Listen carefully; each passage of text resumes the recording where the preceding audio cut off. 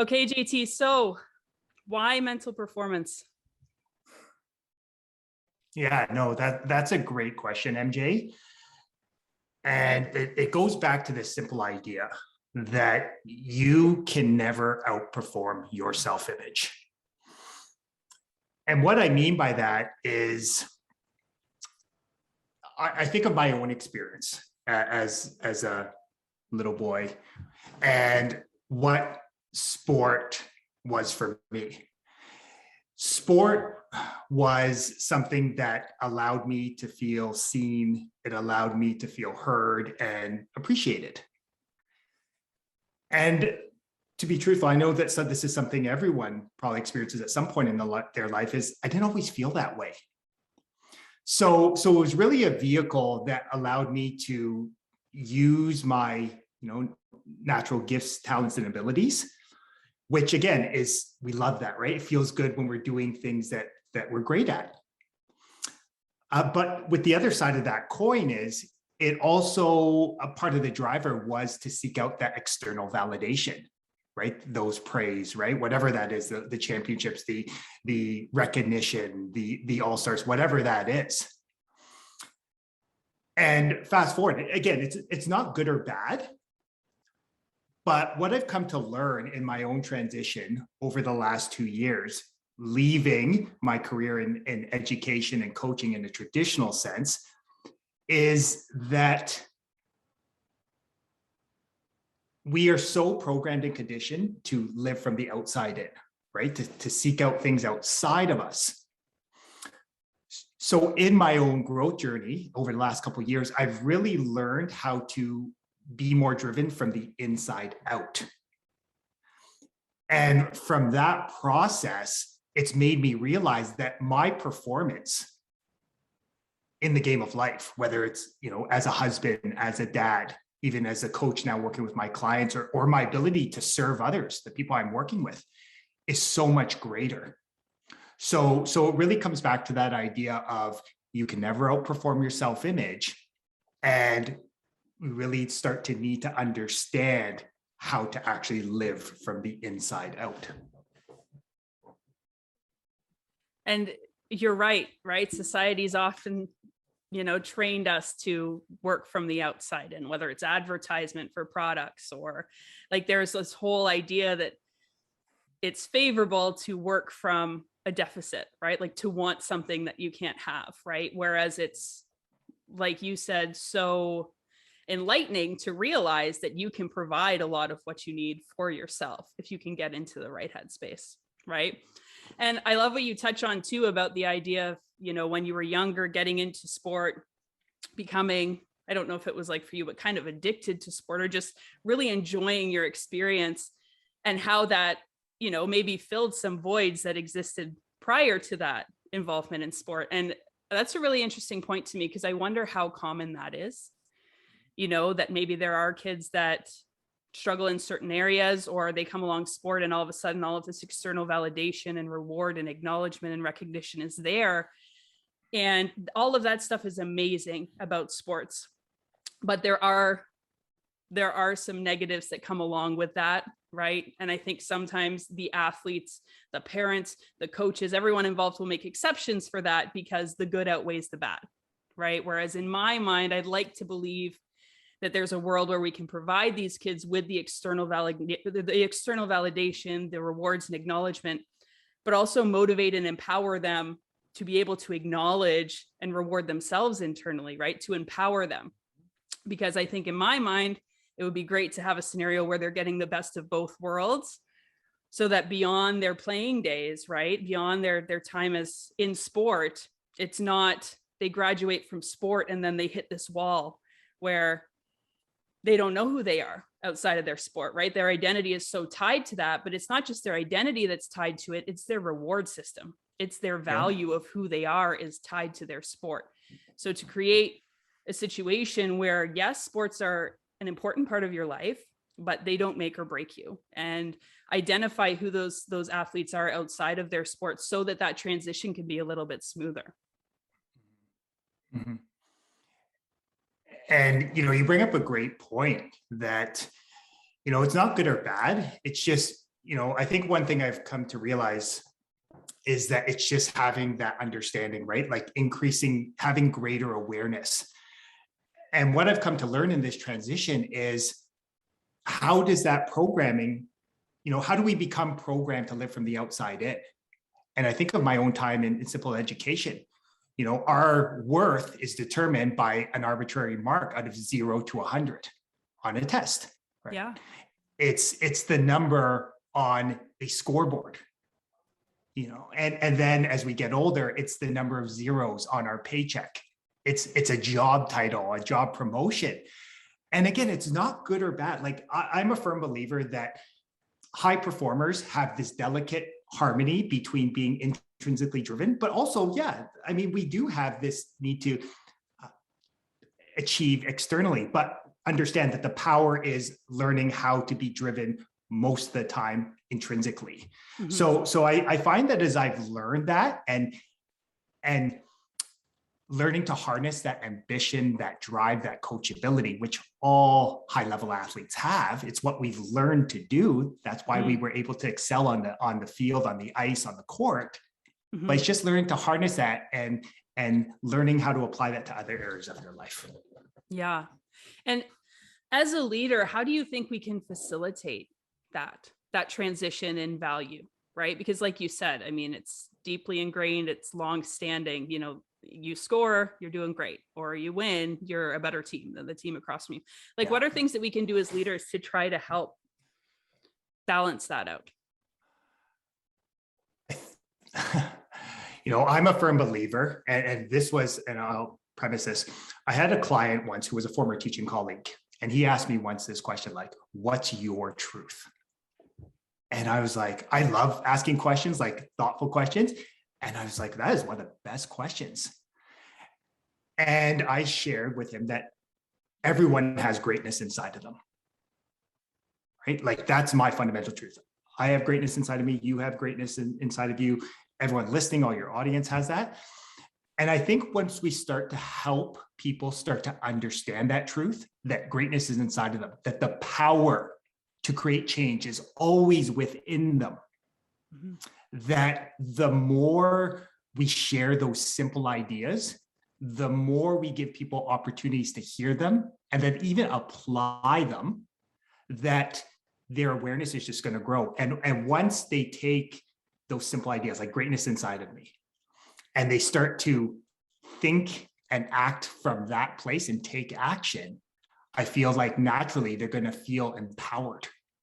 So it's simple ideas like that, and having platforms like this amazing platform, this Coach Life community that you're helping to create, that the more we share them, the more opportunities we have, the more servant-based leaders like yourself that are sharing these ideas, the better the world will be. Yeah. It's that fundamental shift, right? Because like you said, I think often we accomplish things outside of ourselves. And as a result of that, we feel confident, we feel empowered, we feel like we can do things. Whereas the shift is, okay, how do we find an intrinsic source of that confidence and empowerment? And then the byproduct becomes those external accomplishments, right? Yep. Versus I have to accomplish something to feel great. It's I feel great and therefore I'm able to accomplish, right? And it's a major shift. Yeah. Would it be okay if I shared just a story from? Of course.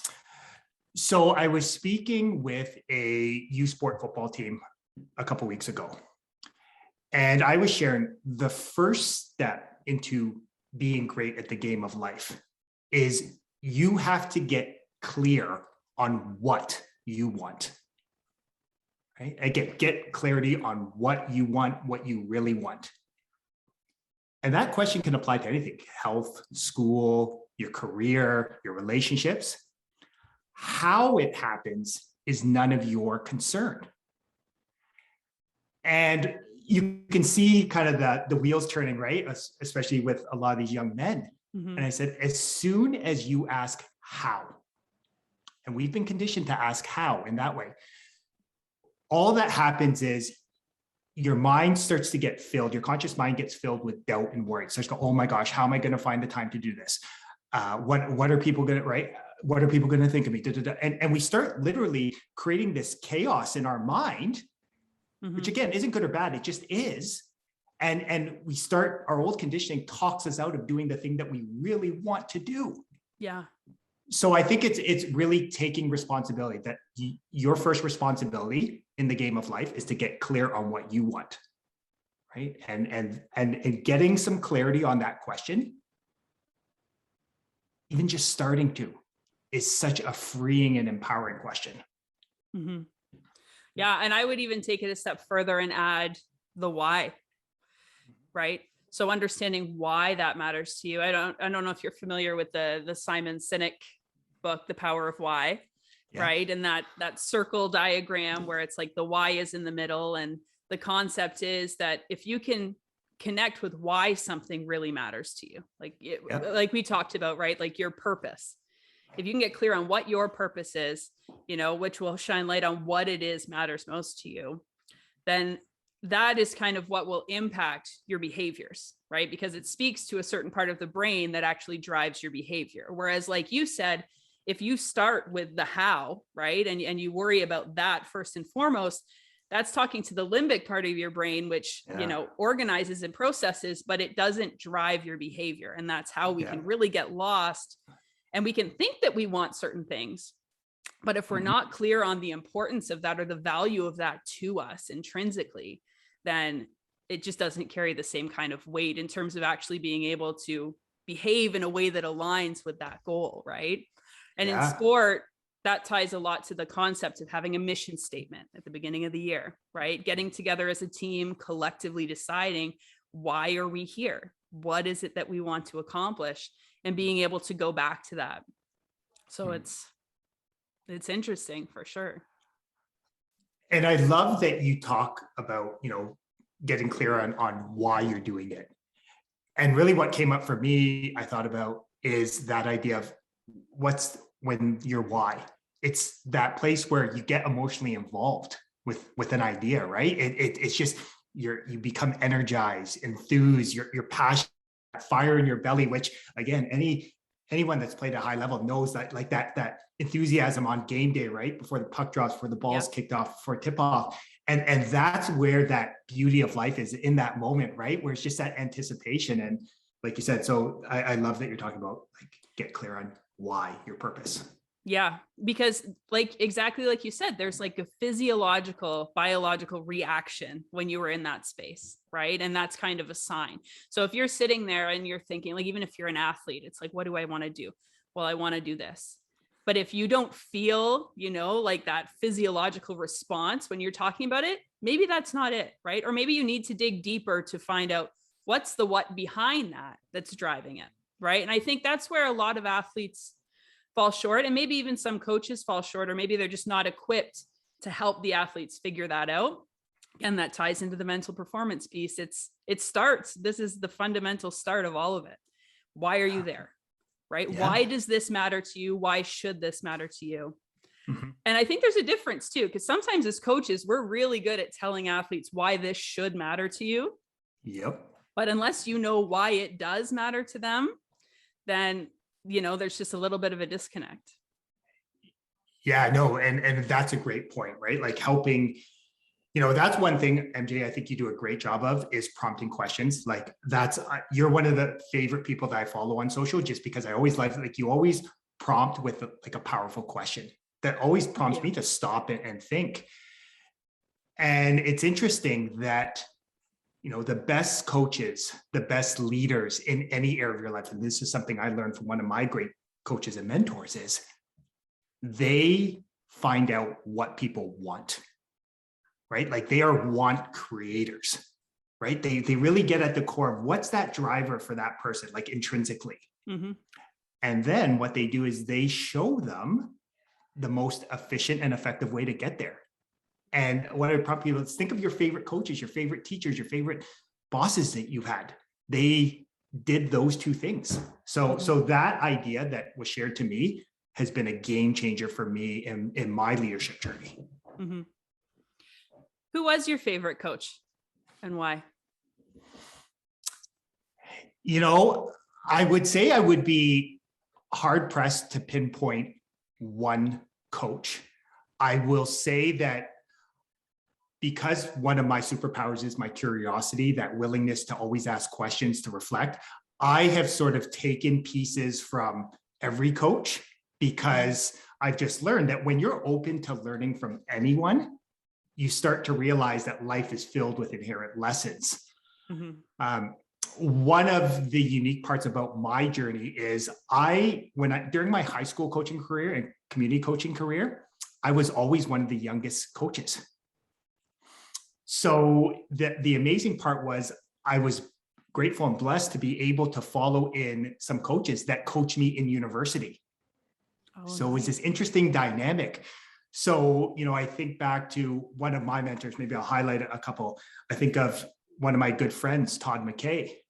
One thing that I learned from him was we were not the most talented football program, like in terms of we didn't always get the biggest, the strongest, the fastest athletes.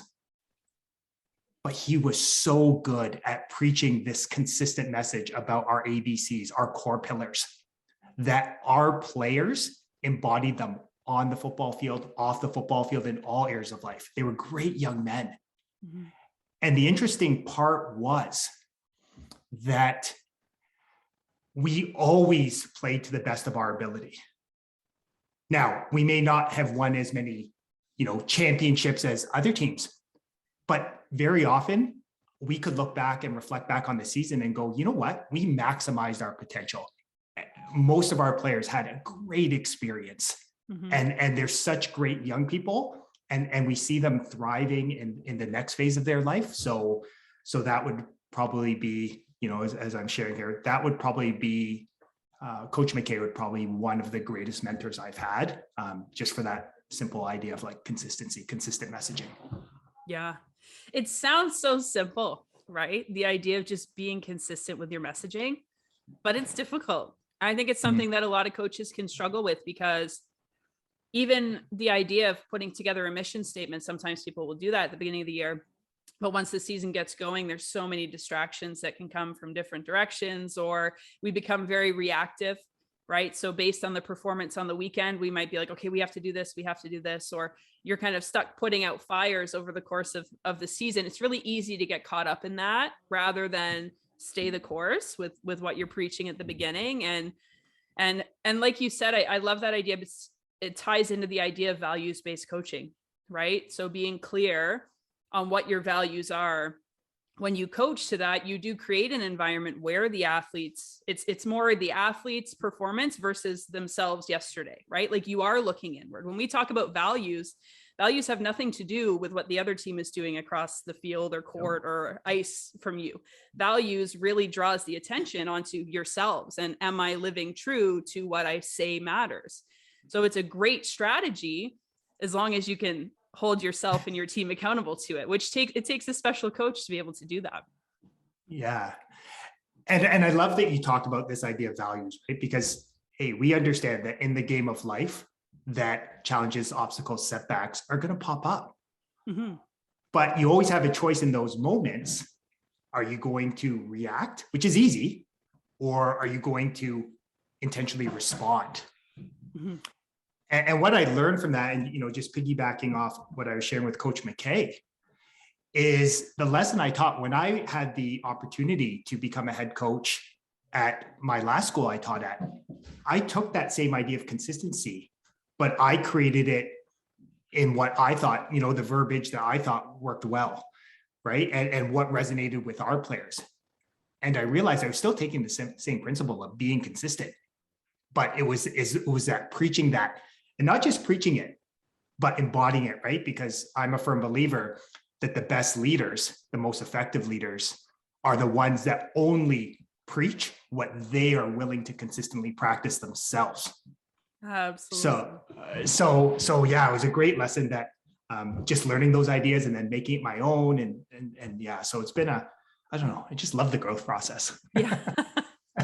Well, and that's the cool thing about values too, is that so they're not only intrinsic, but they can be enacted or acted upon regardless of the situation. So like you said, when things are going well, we can live to our values. When struggles arise, we can still live to our values. So they can be that constant source in the world of sport, which can be very much like a roller coaster, right? It kind of keeps you on the tracks rather than flying off the handle. Yeah.